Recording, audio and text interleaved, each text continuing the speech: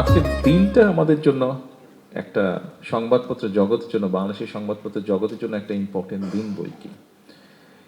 এই দিনে, আজকের এই দিনে বাংলাদেশের সকল সংবাদপত্র একসময় বন্ধ করে দেওয়া হয়েছিল। হাতে গোনা মাত্র 4টি সংবাদপত্র ছিল।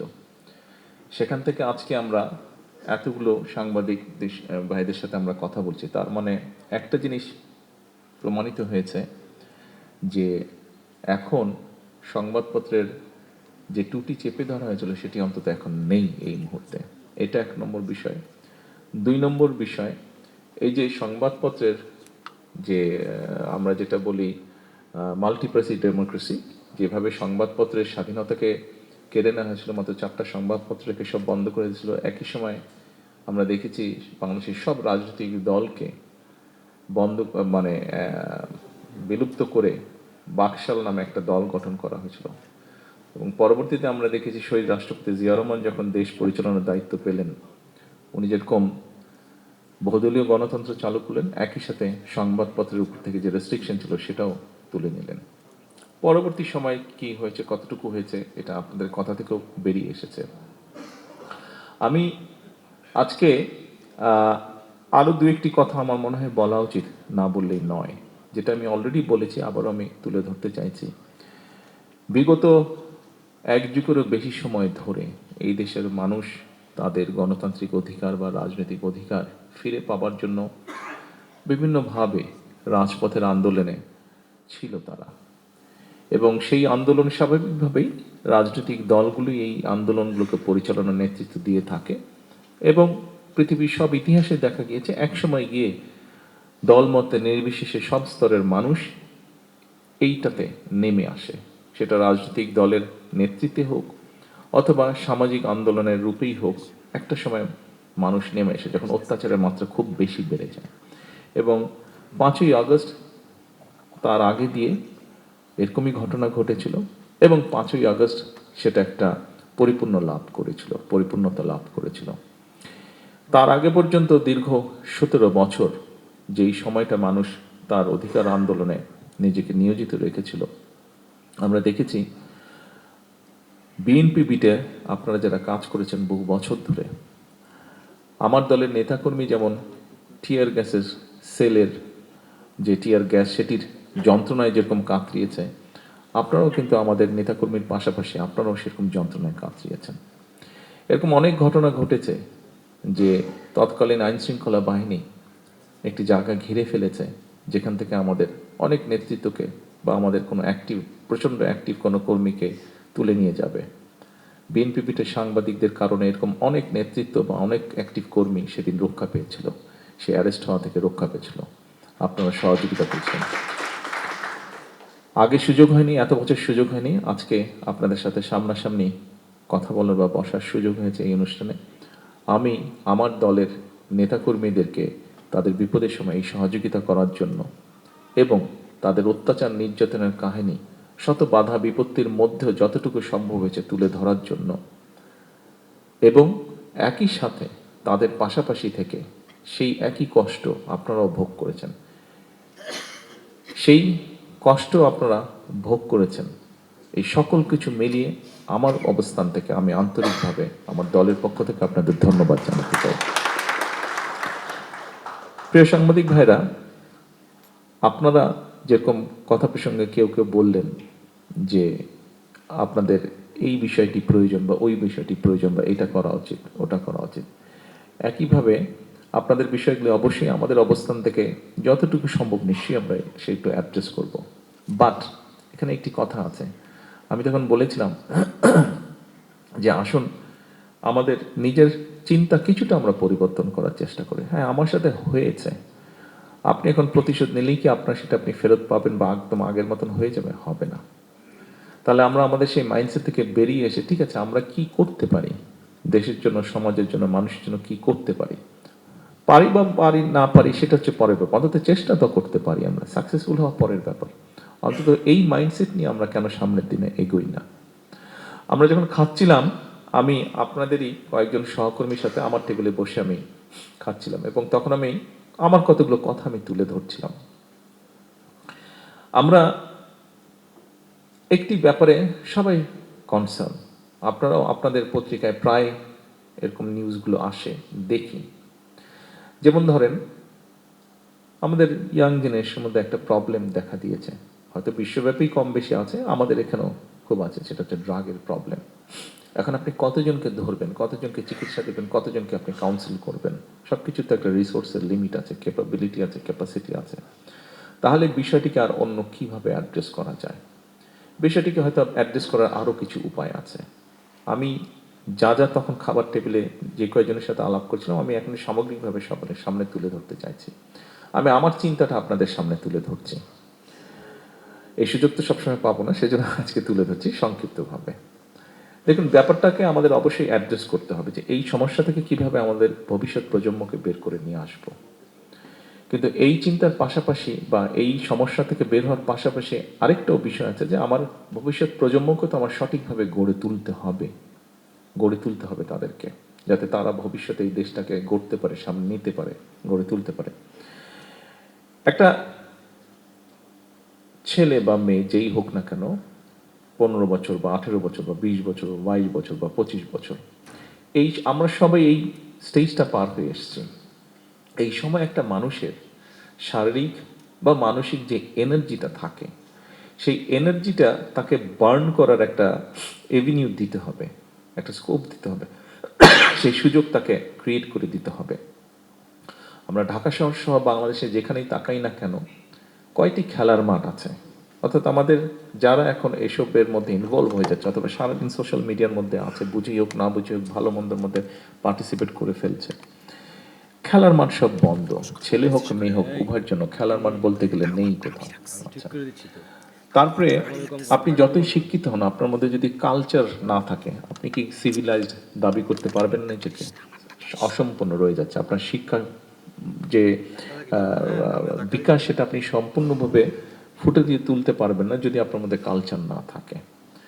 এর বাইরেও দেখুন, এই যে এনার্জিটা আছে ইয়াং জেনারেশনের মধ্যে, যে এনার্জিটা আছে মানসিক বা শারীরিক, এটা তাকে এইটা বার্ন করার জন্য তাকে তো ইনোভেশনের স্কোপ দিতে হবে। আমরা সেই জন্যই যেটি আমরা করছি, সেই জন্যই আমরা করার চেষ্টা করছি। আপনারা দেখেছেন যে নতুন কুড়ি আমরা স্পোর্টস চালু করেছি। একই সাথে কিন্তু গত সপ্তাহে একটা ইভেন্ট হয়ে গেল সারা বাংলাদেশে, এডুকেশন ডিপার্টমেন্ট থেকে হয়েছিল। যেমন আমি তখন কথা প্রসঙ্গে বলছিলাম যে যখন আমরা ছোট ছিলাম, আমি যখন স্কুলে কলেজে পড়তাম, তখন পত্রিকা খুললে দেখা যেত যে বিভিন্ন স্কুলের মধ্যে কালচারাল শো হচ্ছে, বিভিন্ন স্কুলের মধ্যে স্পোর্টস কম্পিটিশন হচ্ছে, ডিবেট হচ্ছে বা সায়েন্স ফেয়ার হচ্ছে। কিন্তু এখন পত্রিকা খুললে এরকম নিউজটা খুব একটা চোখে পড়ে না। কালচারাল শো মানে হয় 16 ডিসেম্বর হতে হবে স্কুলে কালচারাল শো বা কলেজে কালচারাল শো, অথবা 21শে ফেব্রুয়ারি হতে হবে, অথবা 26শে মার্চ হতে হবে, এরকম হতে হবে। কেন এটা সারা বছর হতে পারে না? শবে বরাত শবে কদর আসলেই কেরাত প্রতিযোগিতা হবে, কেন এটা সারা বছর হতে পারে না? শীত আসলেই স্পোর্টস হতে হবে, কেন এটা সারা বছর হতে পারে না? কোন একটা ইভেন্ট, যা ওয়ার্ল্ড ইভেন্ট হলে আচ্ছা ঠিক আছে, গুটি সংখ্যক কিছু জায়গায় সায়েন্স ফেয়ারের মতন ইনোভেশনের সর্ট অফ কিছু প্রোগ্রাম হলো, কেন এটা সারা বছর হবে না? আমরা এই জিনিসগুলাই শুরু করতে চাইছি। আমরা যদি আমাদের ভবিষ্যৎ প্রজন্মকে সুন্দরভাবে গড়ে তুলতে চাই, এর মধ্যে নিশ্চয়ই আপনারা দেখেছেন যে আমাদের যে ইলেকশন ম্যানিফেস্টো ছিল, সেখানে আমরা শিক্ষার ব্যাপারে বলেছি যে আমরা বিভিন্ন রকম কারিকুলাম বলুন, বিভিন্ন রকম তাদের ভোকেশনাল ট্রেনিং বলুন, বিভিন্ন ল্যাঙ্গুয়েজ বলুন, আমরা এগুলো ইন্ট্রোডিউস করতে চাচ্ছি। এর মধ্যে কয়েকটি মোটামুটিভাবে আমরা শুরু করতে পেরেছি। যেমন স্পোর্টসের বিষয়টা আমরা এর মধ্যে শুরু করে ফেলছি মাত্র 7-8 দিন আগে। এটা গত 1 মাস ধরে হয়েছে। এটার ইভেন্টটা, মেইন ইভেন্টটা হবে 20 তারিখে, না? আর্মি স্টেডিয়ামে হবে। হ্যাঁ, আর্মি স্টেডিয়ামে হবে। কিন্তু মোটামুটিভাবে কোর্সটা কমপ্লিট হয়েছে, সব জেলায় জেলায় হয়েছে, বিভিন্ন স্কুলের মধ্যে বাচ্চাদের মধ্যে প্রায় 22 লক্ষ বাচ্চা, ছেলে মেয়ে মিলে মোটামুটি 11 লক্ষ এরকম পার্টিসিপেট করেছে। কিন্তু এত বড় একটা ইভেন্ট হয়ে গেল, এত লক্ষ লক্ষ বাচ্চা পার্টিসিপেট করলো, এটা কিন্তু বাংলাদেশের সংবাদপত্রে কোনো অ্যাপ্রিসিয়েশন দেখলাম না আমরা, বা নিউজটার কাভারেজও আমরা দেখলাম না। আমি আপনাদেরকে বলছি না, আমি ওভারঅল জিনিসটা বলছি যে আমাদের দেখলাম না আমরা এটা। তো এটা তো এখানে কি শুধু বিএনপি যারা করে তাদের ছেলেমেয়েরাই এখানে পার্টিসিপেট করেছে তা তো না। এখানে দলমত নির্বিশেষে নন পলিটিক্যাল, পলিটিক্যাল সব রকম মানুষের ছেলেমেয়েরা পার্টিসিপেট করেছে। দুদিন আগে ঢাকা জেলাটায় আমার স্ত্রী গিয়েছিলেন একটা ইনোভেশন প্রোগ্রাম, যেটাকে নাম দেওয়া হয়েছে। বাচ্চারা বিভিন্ন সারা দেশ থেকে হচ্ছে, এখন জেলা পর্যায়ের হচ্ছে, তারপরে বিভাগীয়টা হবে না, বিভাগীয়টা এর মধ্যে হবে। 28 তারিখে মেইন ইভেন্টটা ন্যাশনাল যেটা হবে, এটা এখানেই হবে, চিন্ময়তীতে হবে। ইনোভেশন, আমাদের বাচ্চারা কে কি চিন্তা করছে, কে কি ইনোভেট করতে পারে, এরকম নিয়ে, অর্থাৎ সোজা হিসাব সায়েন্স ফেয়ার বলতে যেটা, এই জিনিসটা হচ্ছে। অর্থাৎ কিন্তু জেলা পর্যায়ে পর্যন্ত, থানা টানা শেষ করে জেলা পর্যায়ে এখন চলছে। এটারও তেমন কোনো নিউজ দেখলাম না, শুধু আমার ওয়াইফ গিয়েছিল বলে ওই নিউজটা কভার হয়েছে, অন্যগুলা আসলো না। তো তাহলে আমরা কি নিউজ কভার করছি? আমরা বাচ্চাদের স্পোর্টসের নিউজ কভার করছি না, আমরা বাচ্চাদের ইনোভেশন যেটা ইনোভেটিভ প্রোগ্রাম হচ্ছে সেটা আমরা কভার করছি না, আমরা তাহলে কি কভার করছি? এই বিষয়টা বোধহয় আমাদেরকে চিন্তা করা উচিত। অর্থাৎ যারা আগামীতে আমাদের যারা ভবিষ্যৎ, তাদেরকেই আমরা উৎসাহ দিচ্ছি না, তাদেরকেই আমরা প্যাট্রোনাইজ করছি না, তাদের ভালো কথাটা আমরা তুলে ধরছি না, তাহলে আমরা কি করছি? এই বিষয়টা বোধহয় একটু আমাদের সবাইকে নতুন করে চিন্তা করা উচিত। হ্যাঁ, আমরা তো রাস্তাঘাট বানাবো, অন্য অন্য কাজও করবো আমরা, কিন্তু এই বিষয়গুলো, যেমন এখানে আমাদের তথ্যমন্ত্রী আছেন, সরকার গঠন করার কয়েকদিন পরেই আমি ওনাকে ডেকেছি। আমি ওনাকে ডেকে বললাম, দেখুন, 17 বছর পরে দেশে আসার পরে একটি জিনিস খুব, এবং এটা আমি আজকে লাঞ্চের টেবিলেও আমি আলাপ করলাম, আসার পরে আমার কাছে, এতদিন তো বাইরে থেকে সোশ্যাল মিডিয়া দেখে আমার কাছে মনে হচ্ছিল, বাট আসার পরে জিনিসটা আমার কাছে মনে হচ্ছে, আমার কাছে, দেখুন, আমরা সকলে যখন ছোট ছিলাম, আমাদের বয়স যখন 15-16 বছর ছিল, 18 বছর ছিল, আমাদের বিহেভিয়ারটা বোধহয় একটু অন্যরকম ছিল। এখন যারা নিউ জেনারেশন, আমরা বোধহয় আরো একটু ডিসেন্ট বা সোবার বা এরকম কিছু ছিলাম, আরো সফট ছিলাম বোধহয় আমরা। সফট ওয়ার্ডটা বোধহয় মোর অ্যাপ্রোপ্রিয়েট হবে, আমরা বোধহয় আর একটু সফট ছিলাম। অন্য কারোর সাথে যখন আমরা কথা বলতাম, তখন বোধহয় আর একটু সফট ছিলাম, বাট এখন মনে হচ্ছে জিনিসটা বোধহয় একটু ডিফারেন্ট। অর্থাৎ সোজা হিসাব ভ্যালুজ, আমাদের কতগুলো সোশ্যাল ভ্যালুজ, আমাদের কতগুলো রিলিজিয়াস ভ্যালুজ, আমার কাছে মনে হয় ইয়াং জেনারেশনের মধ্যে একটু বোধহয় ঘাটতি আছে। তাই বললাম যে এটা স্কুল লেভেল থেকে কিভাবে আমরা চালু করতে পারি, কিভাবে আমরা এটা অ্যাড ক্যাম্পেইন আমরা করতে পারি, কিভাবে এই ভ্যালুসগুলো আমরা ফিরিয়ে নিয়ে আসতে পারি। আশ্চর্য ব্যাপার, একটা মানুষকে গাছের সাথে বেঁধে পিটিয়ে মারছে, অথচ 10 জন মিলে সেটাকে রেকর্ড করছে, মোবাইলে ফেসবুকে রেকর্ড করছে। অস্বাভাবিক একটা ব্যাপার এটা। একটা জীবকে, কুকুরকে পিটিয়ে মারছে, সবাই মিলে রেকর্ড করছে, সেটা একজন পিটিয়ে মারছে, সবাই মিলে, এটা একটা অস্বাভাবিক ব্যাপার। আমার কাছে অস্বাভাবিক লাগছে, আমি জানি না আপনাদের কাছে অস্বাভাবিক লাগছে কিনা। এটা কেন একটা জীবকে মেরে ফেলছি আমরা, গাছ কেটে ফেলছে, তাকে তাকে সবাই দেখছে, কেউ প্রতিবাদ করছে না, গাছগুলা কেন কেটে ফেলছো? সো এই জায়গাগুলো তো বোধহয় আমাদের অ্যাড্রেস করতে হবে। আমরা বলি আমরা সুন্দর ভবিষ্যৎ চাইছি, আমরা বলি আমাদের ভবিষ্যৎ প্রজন্মদেরকে ভালো করে মানুষ করে গড়ে তুলতে হবে। আমরা শুধু এন্ড অফ দ্য ইয়ার আমরা একটা সার্টিফিকেট দিয়ে দিলেই কি সে মানুষ হয়ে গেল? পরীক্ষায় পাশ করলো, নাম্বার পেলো, ঠিক আছে, মানুষ হয়ে গেল সে? আমাদের তো তাদেরকে অন্য জিনিসও দিতে হবে।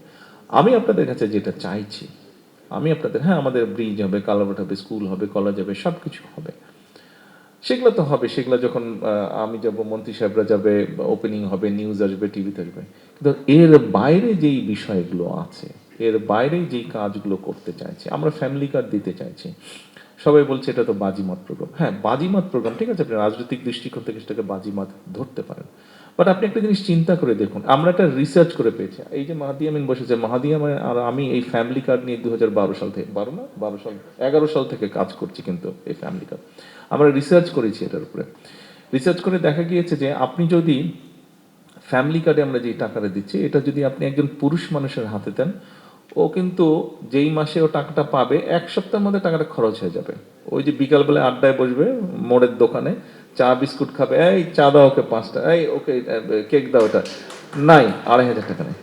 বাট রিসার্চ যেটা বলে, আপনি যদি এটা কোনো একজন মহিলা গৃহিণীর হাতে দেন, সে কিন্তু খুব হিসাব করে খরচ করবে। প্রথমেই সে তার ফ্যামিলির জন্য যেটা ইম্পর্টেন্ট জিনিস, ওষুধ, ছেলেমেয়ের বই খাতা হোক, বা শিক্ষার ব্যবস্থা হোক, বা একটু বেটার ফুড হোক, এই জিনিসগুলো সে চিন্তা করবে। তারপরে যখন আস্তে আস্তে যে কোনো মানুষের, আপনি নিজেকে দিয়ে চিন্তা করে দেখেন, আপনি যখন প্রথম বেতন পেয়েছেন, আপনার মনে হচ্ছে এটা কিনবো, সেটা কিনবো, ওটা কিনবো, বাট এক সময় কিন্তু আপনার ডিমান্ডটা কমে আসে, কিন্তু তখন তখন কিন্তু আস্তে আস্তে আপনি সেভিং করেন। ঠিক একইভাবে এখানেও কিন্তু মহিলা কিন্তু এক পর্যায়ে কিন্তু সেভিং করবে, যতই খরচ হোক ওখান থেকে সেভিং করবে। এবং সেভিংটা সে কি করবে? ডেফিনেটলি আপনি ফ্যামিলি কার্ডের মাধ্যমে যাদেরকে আপনি সহযোগিতা করছেন, বেনিফিটটা দিচ্ছেন, এরা নিশ্চয়ই সিঙ্গাপুর, দুবাইতে টাকা পাচার করবে না। ও সেভিংটা করবে এবং সেভিংটা করার ফলে ও আস্তে আস্তে যখন একটা সেভিং হবে ও কিন্তু তখন ওর ছোট্ট নিজের একটা বিজনেস হয়তো চালু করবে, ঠিক আছে, 10টা মুরগি 5টা ছাগল এরকম পালবে। এবং ওই টাকা দিয়ে ও কোথায় খরচ করবে, ওই টাকাটা ও খরচ করবে ওর বাচ্চার জন্য একটা নতুন ড্রেস কিনবে, অথবা অর্নামেন্টের গয়না কিনবে, অথবা চিপস কিনবে।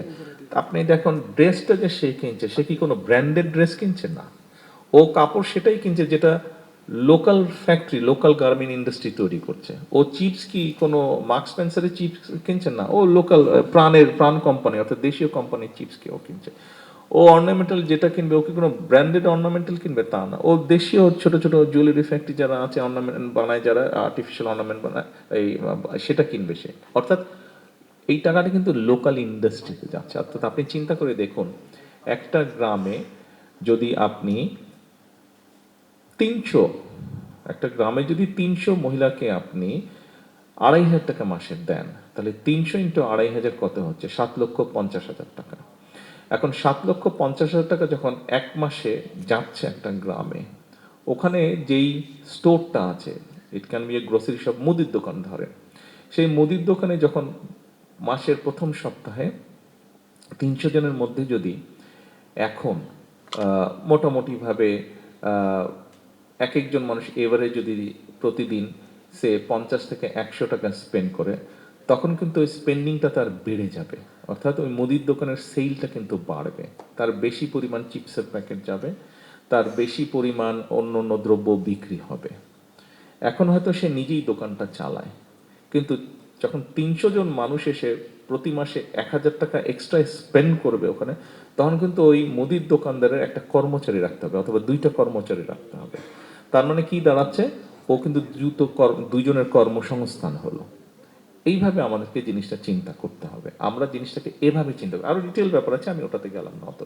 এভাবে ঠিক একইভাবে ফার্মার্স কার্ডের ক্ষেত্রেও কিন্তু জিনিসটা এরকমই হচ্ছে। অর্থাৎ যেটা আমরা চাইছি, যেটা আমরা চাইছি যে গ্রামীণ যে মানুষ আছে, আমাদের প্রায় 75% মানুষ গ্রামে বসবাস করে, এই যে রুরাল মানুষ যারা আছে, এরা ইকোনমিকভাবে যাতে এম্পাওয়ার্ড হয়, কিছুটা এদের মেরুদণ্ড, অর্থনৈতিক মেরুদণ্ড যাতে স্ট্রেনদেন হয়।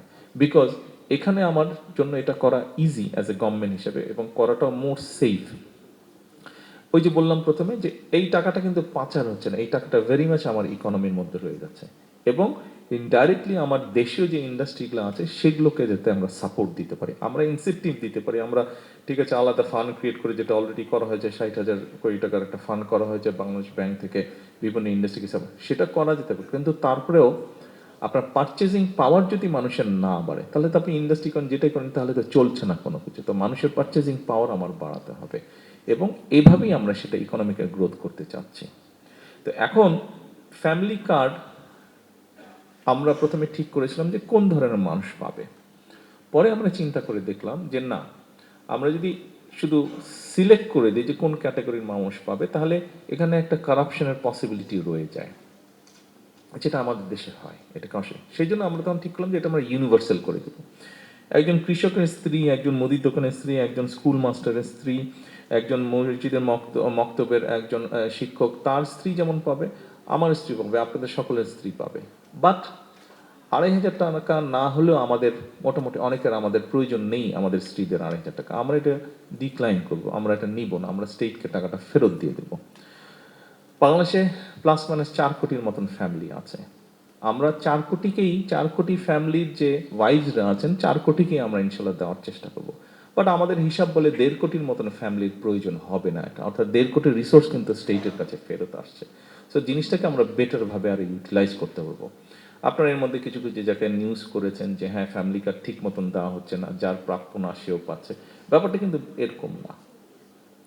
গ্রাম পর্যায়ে হ্যাঁ যে একটু ওয়েল অফ সে হয়তো পেয়েছে, সে হয়তো এক টাইমে পাবে, সে হয়তো 3 মাস পরে পাওয়ার কথা এখন পেয়ে গেছে। ঘাপলাটা এখানে হচ্ছে কারণ ওরা যেই বেসিসে জিনিসটা করছে, যে ইনফরমেশনের ভিত্তিতে করছে, সেখানে কিছুটা গন্ডগোল আছে। সেই জন্যই আমরা বারে বারে বলছি পাইলট প্রজেক্ট, এগুলাকে কোথায় কি এরার্স হচ্ছে এগুলাকে চেক করে, যাতে যখন আমরা ইনশাল্লাহ এই বছর থেকে, এই জুলাই মাস থেকে আমরা নেক্সট 1 বছরের জন্য প্রায় 41,20,000 ফ্যামিলিকে আমরা পৌঁছে দিব, এটাতে যাতে আমাদের ভুল ভ্রান্তিটা আরো কম হয়, হবে ভুল ভ্রান্তি কিছু, তারপর যাতে কম হয়, সেই জন্য আমরা গত 3 মাস পাইলট প্রজেক্ট রান করেছি।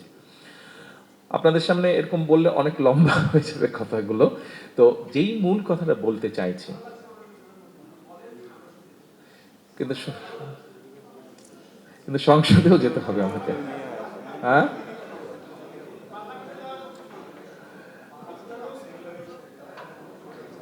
ট্রু। আচ্ছা, আপনারা যদি এই বাজেটটা খেয়াল করে দেখেন, দেখুন এই বাজেটের মধ্যে আপনারা নিশ্চয়ই খেয়াল করেছেন যে অনেকগুলো প্রোডাক্ট, অনেকে বলেছে এই ইন্ডাস্ট্রির উপরে ট্যাক্স বাড়িয়ে দিয়েছে, ওই ইন্ডাস্ট্রির উপরে প্রোডাক্টের উপরে ট্যাক্স বাড়িয়ে দিয়েছে। আমরা কার্টেল করেছি অনেক, বাট কিছু কিছু প্রোডাক্টের ট্যাক্স বেড়েছে। আপনি খুব মাইনরলি প্রত্যেকটা আইটেমের গো থ্রু করে দেখবেন আমরা সেগুলোর উপরে ট্যাক্স বাড়িয়েছি যেইটা সিমিলার প্রোডাক্ট দেশে প্রডিউস হচ্ছে। দেশে যেই প্রোডাক্টের মিলটা আছে ওইটাকে প্রোটেক্ট করার জন্য ইম্পোর্টটার উপরে আমরা ট্যাক্স বাড়িয়ে দিয়েছি। এটাই আমরা করেছি। তো এরকম অনেকগুলো কাজ আমরা করছি। তা আমরা যে 6 লক্ষের মতন গাছ কেটে ফেলা হয়েছে। আপনি জাস্ট চিন্তা করেন 6 লক্ষ গাছ ছিল না, এবং এর মধ্যে অনেক মাদার ট্রি যেগুলার বয়স 50, 60, 70 বছর হয়ে গেছে বা আরো বেশি হতে পারে, এরকম হাজার হাজার গাছ কেটে ফেলা হয়েছে। আহ, একটা বিষয় আমি যেহেতু আপনাদের সাথে কথা বলছি, একটা জিনিস আমি খুব মিস করি। এত বছর যে লন্ডনে ছিলাম, একটা জিনিস খুব মিস করি। আমি যেই পাড়াটায় ছিলাম সেই পাড়াটাতে কক্সবাজার যাওয়ার পথে যেরকম বড় বড় গর্জন গাছ দেখেন না, ওই পাড়াটাতে এরকম অনেক বড় বড় গাছ। আপনাদের বোধহয় অনেকের সাথে পরিচয় আছে, মাসুদ নামে একটা ছেলে আম্মার সাথে থাকতো। মাসুদ বোধহয় অনেকে আপনারা চেনেন। তো একদিন আম্মা কথা বলবেন আমার সাথে, তো মাসুদ ফোন দিয়েছে। আমি তখন কে জানি এসেছিল আমার বাসার কাছে, আমরা যেই পাড়া থাকতাম ওখানেই একটা হোটেল ছিল, আমি ওখানে বসতাম ঢাকা থেকে যদি কেউ দেখা করতে যেত। তো আমি হেঁটে আসছি, ও যখন কল দিল ভিডিও কল, তো আমি ধরলাম।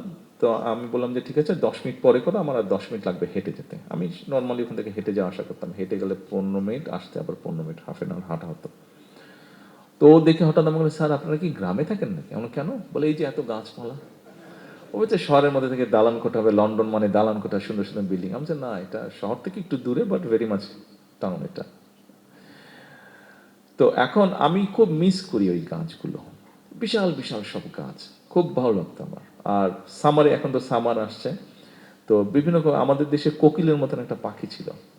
তো একটা ডাক দিলে আরেকটা ডাক দিত, বিকালের দিকে আরেকটা ডাক দিত। মাঝে মাঝে আমি ওদের ওই গান শোনার জন্যই হাঁটতাম, যেদিন কাজ থাকতো না, গান শোনার জন্য আমি হাঁটতাম। একটা ডাকে আরেকটা ডাকে আরেকটা ডাকে, মানে ইকোর মতন হচ্ছে পাখিগুলোর ডাক, খুব সুন্দর লাগতো। খুব মিস করি আমি। তা আমি যখন ওটা দেখলাম, ওর কাছ থেকে শুনলাম, মোস্তফার কাছ থেকে, আসলে আমার কাছে খুব খারাপ লেগেছে। আরেকদিন আমি দেখলাম একটা নিউজ যে আপনার মেরিন ড্রাইভ, ওটার মধ্যে এক্সটেনশন হবে কক্সবাজারে, 3,000 গাছ কাটা করবে। তা আমি তখন আমাদের যে রোড কমিশন মিনিস্টার রবি, ওনাকে বললাম যে আপনি একটু যান, গিয়ে সাবজেক্টটা দেখেন, 3,000 গাছ কেটে ফেলবে কেন? আর কোনো উপায় নেই, এত বড় বড় ইঞ্জিনিয়ার, নিশ্চয়ই একটা উপায় বের করা যাবে।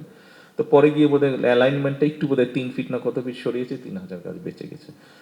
উদ্দেশ্য আপনাদের কাছে যেটা, আমার অ্যাপিলটা আপনাদের কাছে যেটা, আমরা কিন্তু সবাই পারি এরকম করতে। আপনারা আমাকে সাহায্য করতে পারেন এই কাজগুলো করতে, আমি আছি আপনাদের। কতটুকু পারবো বলতে পারবো না। যেই সাংবাদিকটা মোস্তফা যেমন ওটা করেছে, আমি ওকে বললাম যে ঠিক আছে, ওখানে গাছ কেটেছে, আমি ওখান থেকে আমাদের অফিসিয়াল যে বৃক্ষরোপণ অভিযান, আমি ওখান থেকেই শুরু করব। তো সেই জন্যই আমি দুলহাজারে গিয়েছিলাম, যে আমি ওখান থেকেই শুরু করবো। ওই জায়গায় আমার জিতটা হয়েছে, যে গাছগুলা কেটেছে, গাছগুলো আবার ইনশাল্লাহ লাগাবো আমরা। তো অর্থাৎ হচ্ছে যে আপনারা আমাকে এরকম অনেক সাহায্য করতে পারেন এই বিষয়গুলো, এরকম বিষয়গুলো। শুধু সরকার একা পারবে না, আপনারা যদি, সেই জন্যই আমি তখন কলল ভাই যেটা বললেন যে শত্রুতা আছে, নাহলে আমি তো ভবিষ্যৎ চাই না। তবে ব্যাপারটা হচ্ছে আপনার সহযোগিতা তো আমার লাগবে। আপনার সহযোগিতা না পেলে তো আমি বুঝতে পারবো না জিনিসটা। সহযোগিতা পেলেই অন্তত বুঝতে পারবো যে কাজটা ভালো হচ্ছে না খারাপ হচ্ছে, অথবা ভালো কাজের পথটা আপনাকেও দেখাতে হবে, আমি দেখবো আমার মতন করে, আপনাকেও দেখাতে হবে। অর্থাৎ আমাদের প্রত্যেককে এগিয়ে আসতে হবে। এই সহযোগিতাটা আমি আপনাদের কাছে চাইছি। আপনাদের কাছে আজকের এই অনুষ্ঠানে আমার যে অ্যাপিলটা, অর্থাৎ আমাকে যদি আপনারা হেল্প করেন, আমার জন্য কাজটা করতে অনেকটা ইজি হবে। আমাদেরকে আমাদের পরিবেশটা বাঁচাতে হবে, আমাদেরকে আমাদের ভবিষ্যৎ প্রজন্মকে বাঁচাতে হবে, আমাদের সন্তানদেরকে, আমাদেরকে যেভাবে হোক তাদেরকে আমাদের রাইট ট্র্যাকে রাখতে হবে। সেটা শিক্ষার মাধ্যমে হোক, সেটা কালচারের মাধ্যমে হোক, সেটা স্পোর্টসের মাধ্যমে হোক, সেটা মানবিক, সামাজিক, ধর্মীয় মূল্যবোধগুলো তাদের মাঝে দেওয়ার মাধ্যমে হোক। আজকে এই পর্যন্ত রাখি, আপনাদের কাছে এতটুকু অ্যাপিল জানিয়ে আজকে শেষ করছি। ইনশাল্লাহ আবার দেখা হবে, কথা হবে। আসসালামু আলাইকুম।